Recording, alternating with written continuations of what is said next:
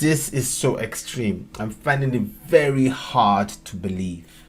In the year 1700, India's share in the world's economy was an astounding 27%. Wow. More than all of Europe combined. Wow. It's hard to breathe, but that's alright. Hush.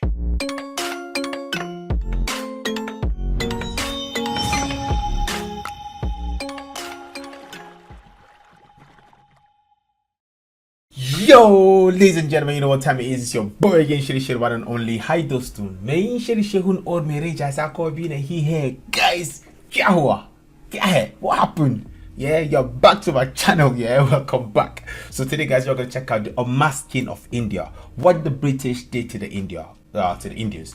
How the British impoverished the world's richest country. Okay, guys. On compass, subscribe, like, let's go. In the year 1700, India's share in the world's economy was an astounding 27%. Wow. More than all of Europe combined. Wow. 250 years later, India's share had dropped to less than 3%, and its people were left impoverished. What happened? Strap in, adventurers. We're about to dive into a dark and messy history. What happened? The British happened. Welcome to 18th century India. In 1707 CE, the death of Mughal Emperor Aurangzeb sends the empire into a decades-long spiral. In his wake, an endless parade of weak princelings forced themselves upon the peacock throne. With the Mughal Empire teetering on the brink of collapse, regional powers jostle for supremacy. Land grabs and title claims, infighting and betrayal. India is vulnerable. The situation is so precarious that in 1739, Persian Emperor Nadir Shah invades North India and sacks Delhi. During this period of disorder, the British sensed opportunity. Leveraging their unique advantages as a foreign power, they bribed and blasted their way into a dominant position in the subcontinent. So they were watching gradually, waiting for the opportunity. As soon as they saw it, they saw the little fights and the little chaos in the country going on. They were like, let's take advantage of them. India was no stranger to dealing with foreign aggression, but the British were not like those who had come before. They were not like Nadir Shah, who looted and simply left. Nor were they like the Huns, who, while shedding Gupta blood, became Indian themselves. Yes, the British were different, for they saw India as an inexhaustible gold mine whose resources were to be forever extracted. By the time India won its independence in 1947, its native institutions had been demolished, its economy deindustrialized, its trade networks severed, and its people more deeply divided by caste and creed. Yo, the British did all of this to Indians. Oh my days. In just 200 years of colonial rule, the India that once inspired the world was unmade. The halcyon days of India are over. She has been drained of all the wealth she once possessed, and her energies have been cramped by a sordid system of misrule. The deliberate bleeding of India by the British was so extreme that famed American scholar Will Durant referred to it as the greatest crime in all of history. So let's pull back the curtain and see what India was like before colonialism. In the 19th century, the American J.T. Sunderland wrote about the India that the British found when they arrived. India was a far greater industrial and manufacturing nation than any in Europe or Asia. Her textile goods were famous all over the civilized world. So was her exquisite jewelry and her precious stones. Yeah, the jewelry, the Kohinoor that they have in the crown. And that's what the Indians keep talking about. I returned the Kohinoor back. So was her pottery, her porcelains and ceramics. So were her fine works in metal, iron, steel, silver, and gold. She had great architecture, equal in beauty to any in the world. She had great merchants, businessmen, bankers, and financiers. She was not only a great shipbuilding nation, but had commerce and trade which extended to all civilized countries. India was this powerful before. They were this powerful. They were not illiterate. I mean, I'm not saying Indians are illiterate, but the way it seemed in history is like, oh, we just grew up knowing that, oh, India is a very big country, a bit poor. That may seem like heavy-handed praise, but the record does show that pre-colonial India was a dominant manufacturing economy. Let's take a closer look at the textile, shipbuilding, and metalworking industries. Okay. India was a textile superpower for most of its long history. There were many textile centers in the subcontinent. Coastal Andhra was a block printing hub, for example, while Gujarat and Bengal were known for their high-end woven products. There was global demand for these items. In fact, India enjoyed a mind-blowing 25% share of the global textile trade by the mid-18th century. This thriving textile trade had knock-on effects for the entire economy. For example, the popularity of Indian textiles led to the creation of stable international distribution networks. By piggybacking on these networks, other Indian artisans could sell their goods worldwide at a reduced cost. As a result, many different industries flourished alongside the Indian textile industry. We know that international trade was conducted primarily along maritime routes, and so the Indian shipbuilding industry had developed into a behemoth too. A significant number of Indian ports were engaged in the shipbuilding industry. Dhaka, Mausalapatnam, Surat, Calicut, Quilon, and many, many others. Entire rural communities were involved in the production and processing of materials used to construct ships. Quality was paramount. Consider the Bengali merchant fleet in the early 17th century. The fleet consisted of nearly 5,000 ships, each capable of carrying up to 500 tons of goods. These ships were constructed in Bengali ports by native artisans who had the skills to craft elaborate wood, iron, and brass fittings. According to one British maritime observer, Indian vessels combine elegance and utility and are models of fine workmanship. Merchant contracts indicate that Bengali ships were much more durable than English ships. Bengali ships had an average lifespan exceeding 20 years, while English ships were not known to last more than 12. Quite a difference. Wow, India was a longtime pioneer in the global steel industry. As early as the 6th century CE, crucible-formed steel, which came to be known as Wootz or Damascus steel in the West, was being produced for export by Indian blacksmiths, particularly along the Malabar coast and in the Deccan. Arab and European officers regularly imported blades from India. While these blades were purchased as wartime implements, they were so robust and beautifully crafted that they also served as a mark of high status in times of peace. Though we've barely scratched the surface, it should already be clear that India was a manufacturing juggernaut, a thriving exporter of high-quality goods to markets throughout the world. How did the British manage to unmake all of that? After this whole achievement and the whole development of India and how powerful they were, how were they reduced to almost nothing by the British? How? Well, how was that possible? Right? How? The fundamental principle of the British has been to make the whole Indian nation subservient to the interests and benefits of themselves. And so, once the British took power, they changed the entire dynamic of the Indian economy to suit their own interests. The first step, dismantling all native industry. To start, they established a legal monopoly over Indian textile goods and cut off the export market, which immediately disrupted long-standing trade links. Having now made themselves the exclusive buyers of Indian textiles, the British then changed the way that they paid for those goods. Instead of using foreign currency, they paid using the tax revenues extracted from India. They used the tax revenue from India. So, wait. Did I hear this correctly? They made the Indians labor for it. Then they used the profit from the labor, the money that the Indians labored for, as tax to pay for it. So basically the Indians did everything for them. Basically they got it for free. Buyers of Indian textiles, the British then changed the way that they paid for those goods. Instead of using foreign currency, they paid using the tax revenues extracted from India. The Indian economy stagnated and prices collapsed. Skilled artisans, who once fueled the vibrant Indian economic engine, were now significantly poorer and more restricted than ever before. And it didn't stop there. Soon enough, British manufacturers lobbied their government to completely eliminate the competition from the Indian textile industry. See, despite the restrictions imposed on Indian industry, British manufacturers were still finding it difficult to compete with Indian products. Company soldiers were sent to smash Indian looms. According to several different accounts, they even went around breaking the thumbs of weavers so that they could no longer ply their trade. But that's not all. To ensure that the Indian textile industry could not recover, adapt, or innovate itself back into relevancy, the British imposed an absurdly harsh 80% tariff. This had an immediate catch-22 trap effect. Exporting goods from India to the UK was now economically unviable. But remember, Indians were restricted from selling to anyone else.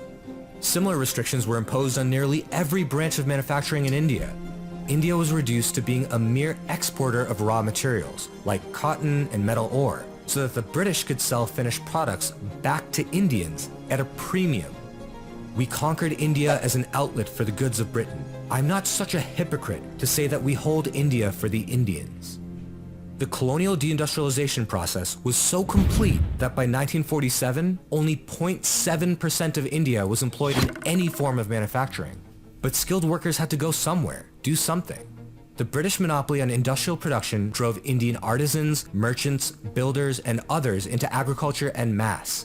In the words of Dr. Charles Hall, India's population has been thrown back upon the soil because Britain's discriminating duties have ruined every branch of native manufacture. The evil that the colonial British did, it was this disgusting.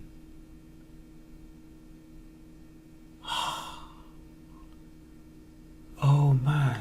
Rural wages cratered to historical lows, and in fact, the land itself could not sustain the influx of newly disenfranchised workers. Poor seasonal harvests and droughts gave way to catastrophic famines and mass poverty. With most Indians now converted into peasant cultivators, the British sought to exploit them further. They began to tax cultivators as the primary revenue source for the administration. Taxes were extreme, pegged at 50 to 80% of gross income and calculated before the harvest. The result? Indian cultivators often owed more in taxes than they earned as income. Wait, is this true? Like, is this really true? This sounds very fictitious. Like, is this really fact? The British knew how harsh this really was. They openly conceded that they were imposing the highest tax rates in the world, and that taxes were more than 3 times higher than they had ever been under Indian rulers. To add insult to injury, the British even bragged about it in Parliament. The Indians have been taxed to the utmost limit. Every province has been made a field for higher exaction, and it has always been our boast how greatly we have raised the revenue above that which the native rulers were able to extort. Colonial taxes were so burdensome that 2/3 of the population in directly ruled British areas fled to the hinterlands, where native Indian lords could at least minimally protect them from financial depredation.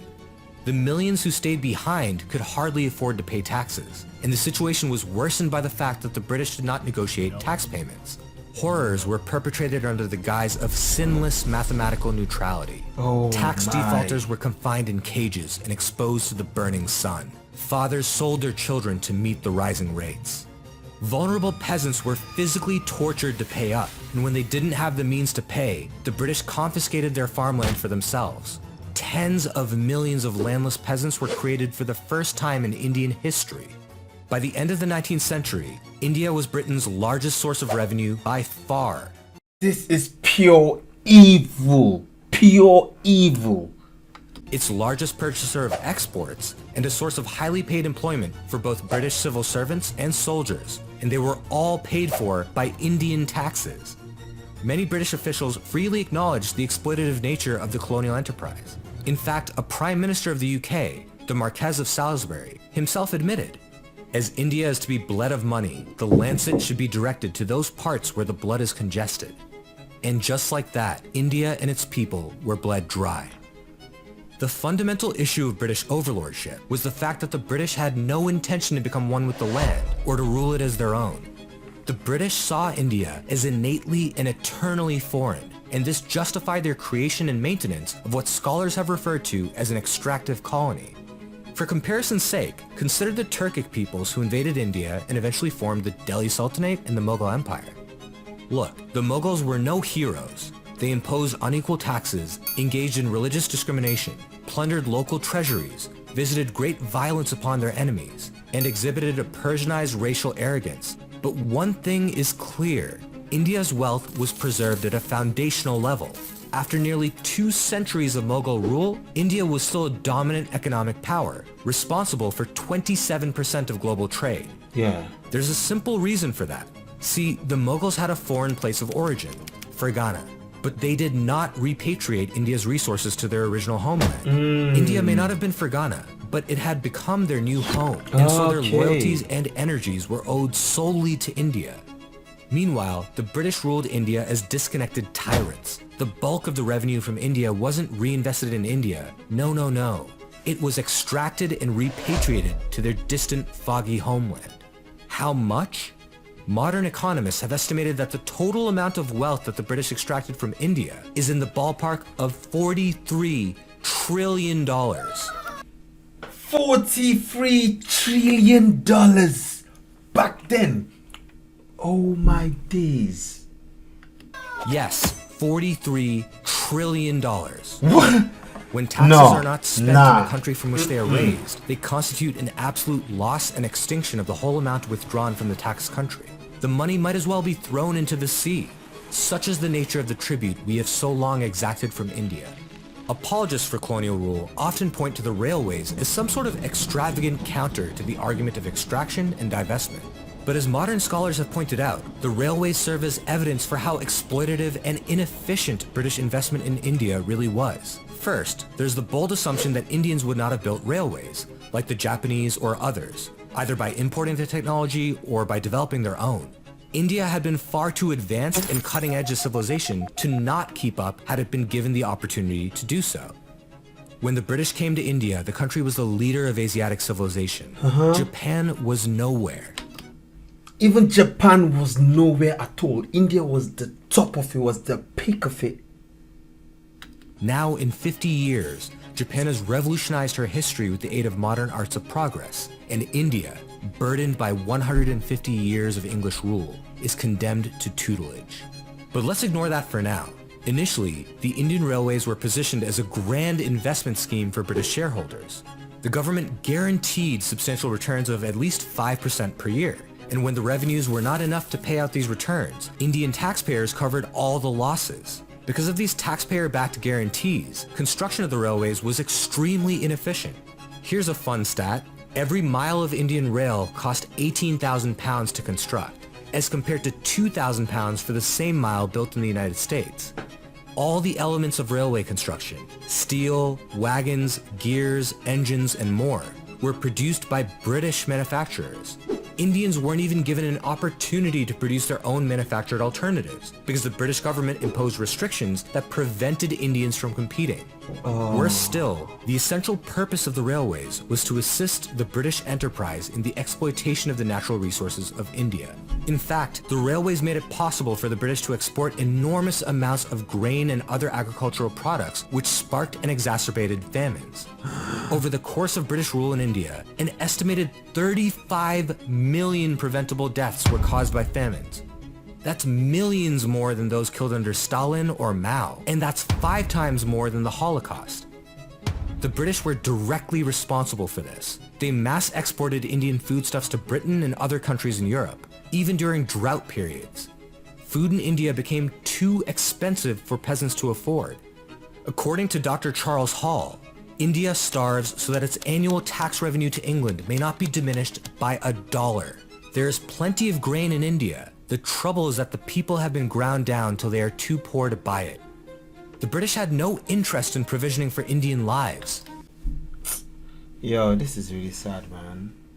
This is really sad. And here I was complaining that the British came to Africa, they came, took slaves, they destroyed us, they left us so evil. But it doesn't compare to what they've done to India. Like, doesn't compare at all. Famine non-intervention was official government policy. How ironic, given that heavy-handed British intervention and market manipulation is what sparked the famines in the first place. And when good people, Indians and foreigners, worked together to help famine-affected peasants, the British government made efforts to stop them. They were furious that the government's own failures were being highlighted. Don't believe me? Listen to this British officer in his own words. Okay, I need to hear that because I'm telling you, this is so extreme. I'm finding it very hard to believe. Scores of corpses were tumbled into old wells because the deaths were too numerous for the relatives to perform funeral rites. Mothers sold their children for a single meal. Husbands flung their wives into ponds to escape the torment of seeing them perish from hunger. But amid these scenes of death, the British government in India was unmoved. Newspapers were persuaded into silence. strict orders were given to civilians. Do not acknowledge that civilians are dying of hunger. And if you think that Indians would have done a worse job, consider this. There hasn't been a single large-scale Indian famine in the 70-plus years since British rule ended. Not one. Independent India has its flaws, but it has been overwhelmingly better at providing for the care, safety, and prosperity of its own people. And now you know. Now I know. Now I know. Oh. I mean, if there's any consolation, what goes around comes around. Now the Prime Minister of the UK is an Indian. Okay, and the Indian company, the East India Company, was bought by an Indian. Alright, Indians in the UK give the British people employment. Okay, so what goes around comes around. It's like karma. But this is just too much to take it, even for me. Even for me, as someone that I feel like, you know, you guys as Indians, me as an African, we have some relationship, you know, because like we're all under the colonial masters, the great British colonial masters. We all suffered together, and I was like, yeah, I suffered, you suffered too. Scar on my back, scar on your back. But no, your one was worse. 35 million people directly killed, and your whole civilization plundered from 27% of the share of the world to 3%. Like, it was sucked, like a vampire sucks blood. Like, they sucked you. Like, how? Like, how evil can people be? Like, no matter in what times, past times, present times, future times, any kind of time, spiritual times, evil, any kind of time. How evil can people be to do something to a civilization that is not theirs? They just pillaged, basically took the life out of your mouth, took the life out of your heart, took the soul from your body. They just destroyed it all. This is insane. This is insane, guys. I do not have words to say about this, okay, because I'm shocked. Really shocked. Really shocked. Well, I hope we can move on from this.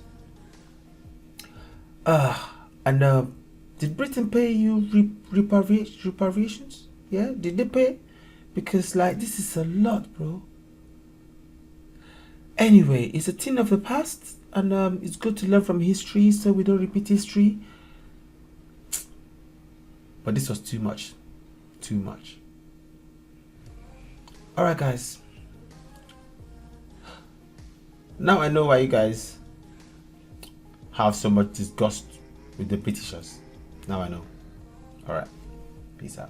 When I promised not to leave, but care. She said she want fun.